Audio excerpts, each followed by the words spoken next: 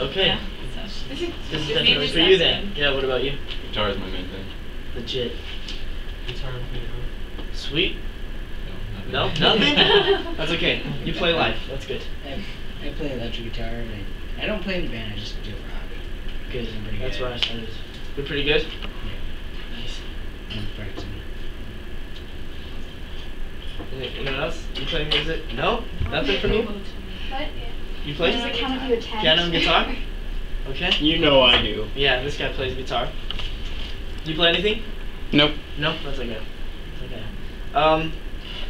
Well, I'm a singer-songwriter, and I also play guitar, the most common instrument in the world, I think. But I'm going to talk to you about, kind of where I was in high school and where I am now. And I'll start by saying where I am now, just so you guys don't think I'm crazy. Have any of you guys heard my music besides Alex? No one? That's okay. That's Looked good. you up the other day. Did you? Weren't impressed? It's okay. Alex? So, yeah, where I am now, I just released my record last weekend at Martini Ranch in Scottsdale. This guy was there. Amazing, by the way. Just saying. I'll take his word for it. But a little bit of like what happened. I recorded an album at Henson Studios in LA. I used John Mayer's drummer. You guys know who John Mayer is? I have his drummer on my album. Enrique Iglesias, his bass player. So yeah, I now have an album that's out.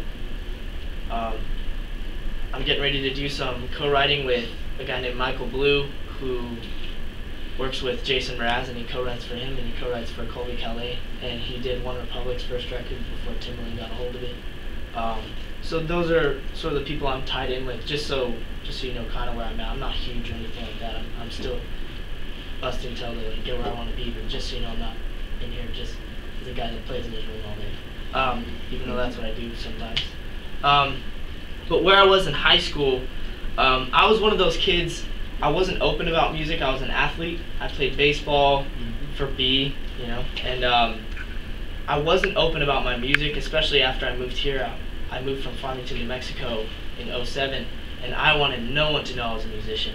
And I recorded songs in my room, and I played guitar in my room, and everything was just room-based, and it never left my room. It just all stayed there. Until Bryce Keffler broke the rules, because if any of you guys know who he is, he wanted a CD of mine, and I gave it to him, and I told him not to show anyone, and just like I told him not to do, he showed everybody, and by the end of the year, everyone knew kind of who I was and what I was doing in some of my songs, and so that was really cool, and I actually have to thank him for that, because if it weren't for him, I probably would have never left my room. I would have went to college, probably Berkeley or something. That's where I got accepted to. I probably would have just went there and just have been a studio musician, but because of him, I went to college for a year. I went to GCC, and after that I decided to pursue music.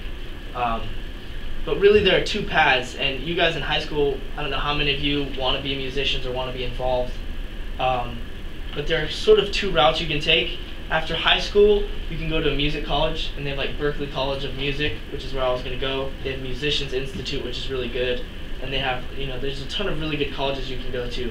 And if you're into, I don't know, are some of you guys interested in being strictly studio musicians or anything like that? Just playing for other people, or just open right now? Wide open? That's good. That's kind of where I was at. But if you're into engineering, or you want to be a producer, if you want to be, sound engineer, if you want to be a tech engineer, if you want to just be simply a studio musician, music colleges are a really good place to start. I didn't go there because, one, I couldn't afford it after I auditioned, but then college just wasn't for me anyway, and I just decided to pursue it. So yeah, you can either go to a music college, or you can choose to do it on your own, which is something I did. And doing it on your own is definitely the hard way, but I have to say that connections are everything. If you know people who know people, it really helps out a lot. And if not, then hit the streets and start trying to find those people, because that's That's where it all starts, and that's a tough process, but you know it's worth it. So, do we have any songwriters in here? Anyone in a band or anything like that? You're in a band? Yeah, I'm in the hardcore scene. Oh, nice. And my band started like 6 months ago, and Alex knows, it's called For the King. For the King? Yeah, we're a Christian band. That's awesome. So yeah, we're kind of just like, we played Rage Fest. I don't know if you heard of Yeah, that. my friend Nate Huss. Over there, but Yeah. we kind of just started out doing that. So, but That's awesome. yeah. Really cool. Yeah. Anyone else in the band or songwriting or wanting to be secretly but don't want anyone to know? I I'm write a songs. songwriter. Write songs all the time. Yeah. But more of just like jam with friends and start improvising out of nowhere. Yeah. No, that's good. That's good. That's where it all starts. And you're a songwriter too? I just my own personal thing. Yeah. No, that's how I was. I didn't tell anybody. So yeah, those are all good things, and one thing I have to say, for those of you going to college and I didn't, and you know I kind of broke the mold. I was raised, because my mom's a teacher. My rule throughout life, I was raised to go to college and to graduate college with a degree, and then life's all good, Yeah. you know. And so not going to college was something that was a tough decision, just because that was like ingrained in me, and so it was something I felt like I had to do. And some of you might feel that way, and it's tough to approach your parents at first when you say, you know, you don't want to go to college, especially when your mom's a teacher and she looks at you like, are you high? Like, you're going to college. And so that's a tough thing, but you know, honestly, a huge thing is just go with what your gut tells you. Unless your gut's telling you to do absolutely nothing and sit on the couch, then I strongly recommend going with something else. But go with what your gut tells you. And another thing is if you're unsure going into college, don't feel pressure to rush into a major. I have a lot of friends who sort of did that, and I had a friend specifically, one of my best friends, his name's Thomas. He took 3 years of college going toward a business major, and now realized that he wants to be a geologist. So he took all these classes which are completely unrelated to this major, and so now he has to go to college for like 3 more years just to become a geologist. So my advice for those of you going to college is, if you're unsure, seriously test the waters, do some research. Don't feel pressured like to finish college as fast as you can because I gotta get out in the real world, and don't. Like, college is there for a reason, and that reason is figuring out who you are and what you want to do. So just test the waters. Like, if you're interested in 4 different things, then take intro classes to 4 different things, and you know, you can kind of narrow it down from there. But that's my advice to people going into college, and you know, you can take it or leave it, being as I don't go to college. So but as far as being a musician, if that's something you want to get into, the place to start is, depending on what you want to do. If you want to be a songwriter, write songs all the time. That's what you got to do every day. I write a song, good or bad. So write a song, write as much as you can. And my advice from a producer, Patrick Leonard, who wrote all of Madonna's hits in the 80s, was write until you can't write anymore, and then take 5 minutes and then come back and write again. And that was really good advice, actually, because you realize that songs, as inspirational and as magical as they are, they're more planned than you think. They're not as, you know, just random and they're like, oh, a song, you know, like it's not like that. There's more method to it. There's more method to the madness, and that's something that's really cool to learn. But the first thing you need is songs, and then if you're going to be a studio musician, I say, you know, hone your skills and practice starting to a click now, because you'll live and die by that as a studio musician. And but there are two big things you got to learn. Real quick, can you tell me what a studio musician is? Oh, yeah, absolutely. That's someone who other artists will come in, and let's say they're like me, and they just have a guitar, and they're like, well, I want a full band on my album. Well, you'll hire studio musicians to come in and play on your album. You'll have drums or whatever you need.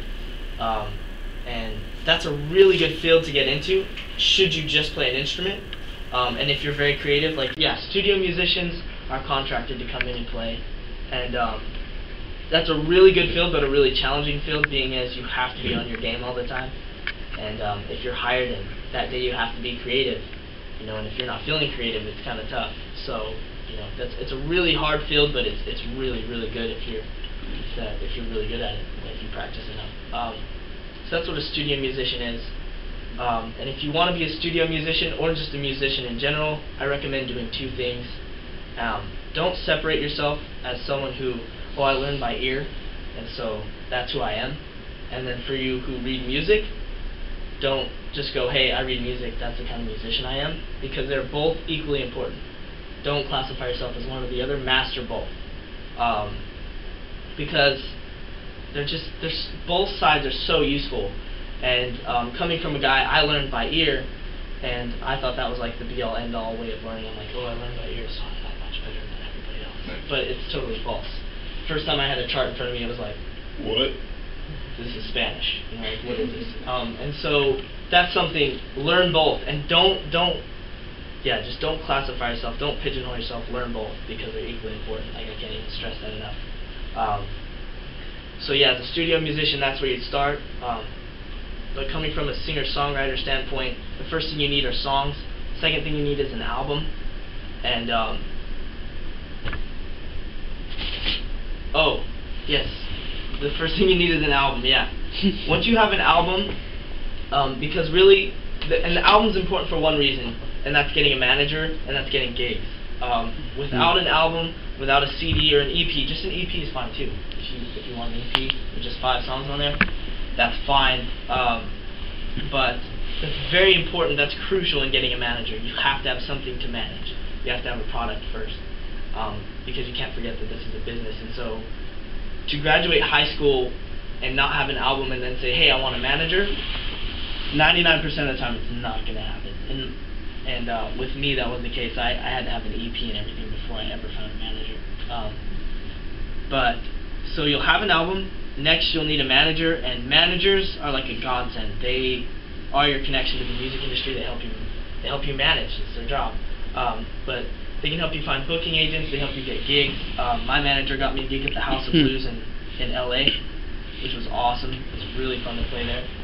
And he also got me connected to, you know, the Colby Calais, Michael Blue scene, and then also into the Prince Eric Clapton scene of all those producers and stuff. And so they were really helpful, and they're really good to have around. And once you have them, you'll look for a booking agent.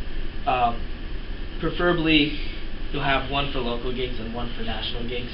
And that's, booking agents are very important because their shows nowadays in the music industry are your bread and butter. Like, shows and CD sales and merch sales are all you have, and you know, record labels will usually take some of your CD sales, because that's just what they do now, and sometimes merch if you get a shoddy deal. But yeah, so gigs are really where it's at, and that's another thing as a singer-songwriter, is you have to play out. And to just go from high school and not having played a lot of gigs, I strongly advise you to play as many gigs as you can within, like, play like 4 times a week. That's what I had to do, just to be seen and just to get noticed. And you don't realize how much of a beast performing is until you do it. Songwriting is one thing, but performing is a whole other thing, and it's equally as important too, because, you know, if you have a show and you have songs that are really good but you're not entertaining, it's kind of like you're not going to make any money. So that's another thing, is practice performing. But yeah, once you have an album and you have a manager, then you just promote the heck out of yourself and keep working every day and keep writing songs every day. And in my case, we're now planning a 4 statewide tour. It's something that I'm doing, and in the background, my manager, we're approaching Sony, we're approaching Warner Brothers, and he's booking some nationwide stuff for opportunities, and so that's kind of where I am at right now. So yeah, that's what will happen until you get signed. But I want to talk to you guys about getting signed, because record deals are not the be-all, end-all of the music industry, like a lot of people think. That's sort of a really past way of thinking. If you think that if you could just get signed, like everyone on American Idol and all those, like X Factor and stuff, you just want to get signed. That's a thing of the past. Record labels are going under, and the reason for that is people can upload their own stuff to iTunes, there's now equipment available to the masses that allows you to record stuff by yourself that is equally as good, and that really threw a wrench in the whole major label way of thinking. And so to think you're going to just get signed and not have anything, just throw that out of the window, because that's not going to happen. You won't, it just doesn't. In order to get signed nowadays, you have to have at least 1,000 to 2,000 people at your show. You have to be selling your product. You have to prove basically that you don't need a label in order to get their promotion, because that's all you'll need from them. By the time you need them, it's just their mass promotion. And so record labels aren't the be-all, end-all of the music industry anymore. They're really just, you got to watch out for them, because they're all about money. They don't care about you. So just be careful. That's why the rap industry, like, how many rappers do you know of that have just kind of like surfaced and then gone away? A lot. It's because the labels go, how do we make a quick buck? Okay, well, rap's huge right now. Here's $100 grand. Go make your album. Oh, here's a hit. We had a songwriter pretty much make the beat and everything for you. Oh, you're dying out. That's okay. You just signed this deal where we just took all your merch and everything, and you just made nothing. Have fun on the streets. And we just made a quick buck. And they're doing that a lot. And a lot of artists are so quick to just be like, yes, label attention. This has got to be good. And I advise you strongly, do not do that. Get a lawyer, because it could end up bad. And there's this kid, Nate Huss, who played the Rage Fest, and he's a guitar player for me, and he's really good, but he had a similar situation where he signed and it didn't go so well. So that's one thing I advise you should be careful about record labels and stuff. So yeah, any questions so far about anything? You guys are curious about anything involved with being in the music industry or anything like that? How did you start, like, getting to know people? Like you said, it's important to know people. Oh yeah. I've just been super lucky. I have an uncle who does soundtracks for IMAX films, and so he's one of those composer freaks who just knows what needs to be played in the background of a movie. It's really weird, but he's really good at that.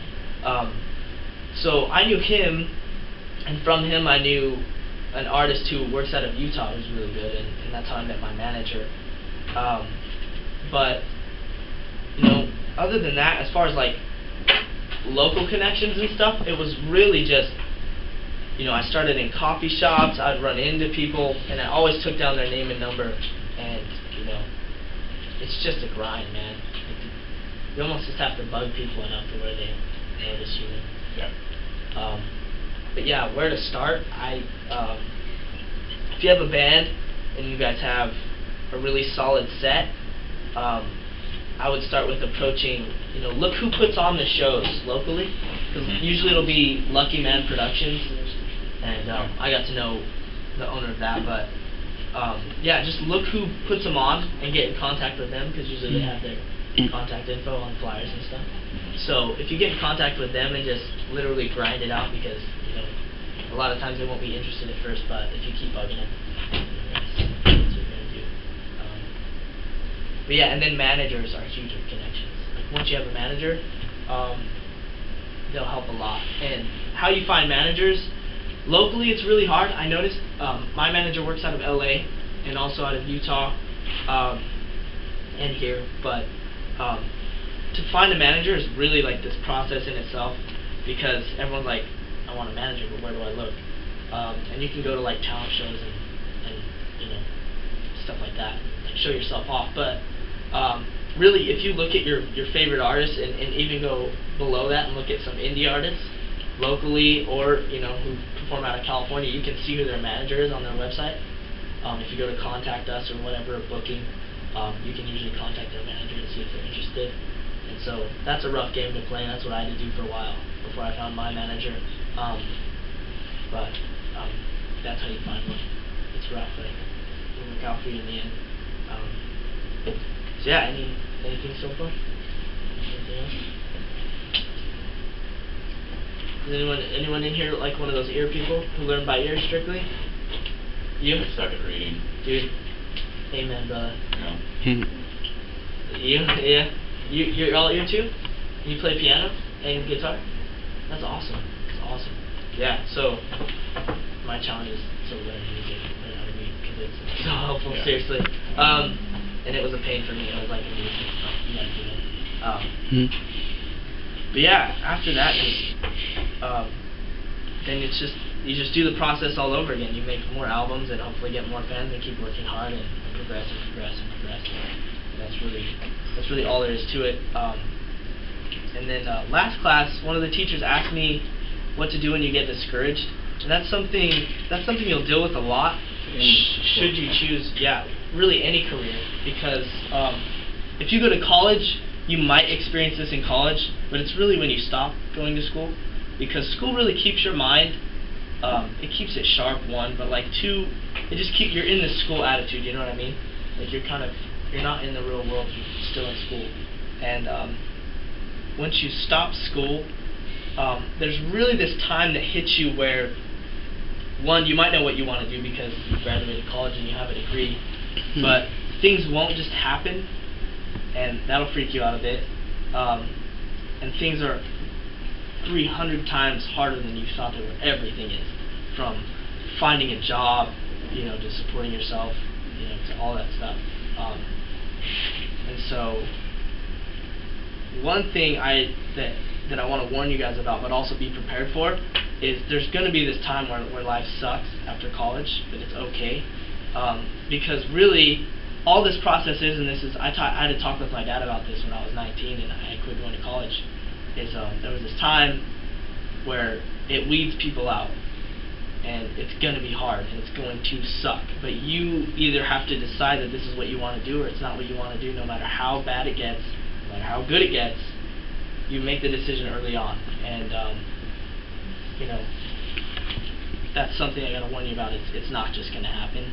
That's kind of that's a fictitious thing, and it has a lot to do with our generation, because we have the iPhone and everything's so instant. Like you can pull up the internet and literally 0.01 seconds you're like, oh, YouTube, okay, and we're really entitled as a generation. We're really entitled to things because we're like, oh, well, we gotta have that, so we kind of deserve that. We deserve an iPod, we deserve this and that, and everything's so instant to us that we think we deserve it. And that's something that I kind of want to, I wish I could change your thinking on that, because that's something that was really, threw me for a tailspin coming out of high school. Was, I was like, oh, this is easy, I'm the crap, it's going to happen, screw everybody else. And I found out just how hard life is on your own, and just how hard the process is. Making this album took me 2 years to gain all the contacts. All the songs were there, but it's just rough, man. And but one thing that's cool about our generation is we learn faster than any other generation in the past, which is pretty bitchin', because we can learn just as fast as the crap we're holding in our hand. We learn really quickly, and so that's something that's good about us. And, so just be ready for that outside of college. It's not dreamy. You won't come out of college and have a job. You won't have a set income when you graduate. That's not true.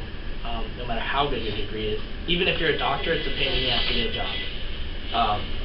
So just know that. And that's my advice to you with anything. But you'll make the decision whether you want to do it or not. And why I'm kind of advising you guys to do something you want to do is because even if you go, hey, this is what I want to do, but this is kind of a job I have and I should stick with that, it's going to be just as hard.